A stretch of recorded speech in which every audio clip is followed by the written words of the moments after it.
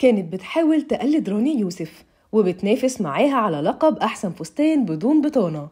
لكن تعليقها على الموضوع قلب الدنيا وخلاها ترند السوشيال ميديا. ايه اللي حصل مع هدي كرم في مهرجان الجونة؟ وايه علاقة فلسطين بالفستان؟ تعالوا نقول لكم ايه الحكاية. الساعات اللي فاتت الكل ما كانش ليه سيرة غير هدي كرم وفستانها اللي كان نسخة من فستان رانيا يوسف اللي من غير بطانة، واللي لبسته من أكتر من سنتين في مهرجان القاهرة علشان ترجع هدي وتلبس فستان نسخة منه اللي كان واضح كمان انه من غير بطانة عليها.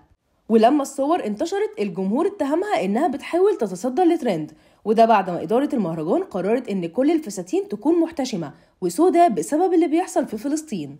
يعني ما كانش فيه اي مفر انها تلبس كده، لكنها اضطرت تلجأ للطريقة دي علشان الناس تتكلم عليها. بس الحقيقة كانت غير كده خالص، وبعد ما الكل طلع يتكلم عن هدي اضطرت تخرج وتوضح اللي حصل وقالت الفستان ما فيهوش حاجة خالص، وفي بطانة عادي زي ما في كتير فساتين فيها بطانة بس شفافة. وكملت كلامها مش عارفة فين الجراءة في الفستان ده، وللناس توقعت ان الفستان من غير بطانة شفافة، من اين لكم هذا؟ ومفيش إنسان عاقل أو ست عاقلة هتحضر مهرجان أو هتنزل الشارع أصلا في أي موقف أو أي ظرف بالشكل اللي في خيال الناس، وأنا التزمت بالفستان وباللون الأسود. واختتمت كلامها وقالت إحنا اتهرينا والله كمشاهير، بتكلم بصراحة بالنيابة عن مشاهير وخاصة الستات اللي زيي، اتهرينا من الشتيمة والتهزيء وقلة القيمة.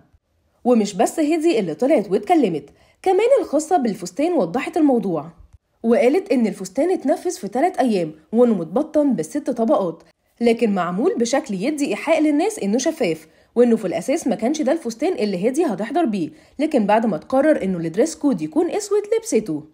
بعد التصريحات دي الناس غيرت رأيها واتقسموا لجزئين، نص شايف إن هدي اتعمدت تعمل كده علشان خاطر تثير الجدل، ولما لقيت الهجوم عليها قالت إنه متبطن، رغم إن الجمهور برضو كان شايف إن ده جسمها مش بطانة. والنص التاني بقى كان شايف انه مقارب بس في الشكل الفستان رانيا يوسف، وده اللي خلى الكل يفتكروا انه من غير بطانة. دلوقتي جدوركم تقولولنا شايفين فستان هدي كان مناسب لشروط إدارة المهرجان؟ وهل فعلا زي ما هي بتقول انه متبطن؟ شاركونا رأيكم في الكومنتات.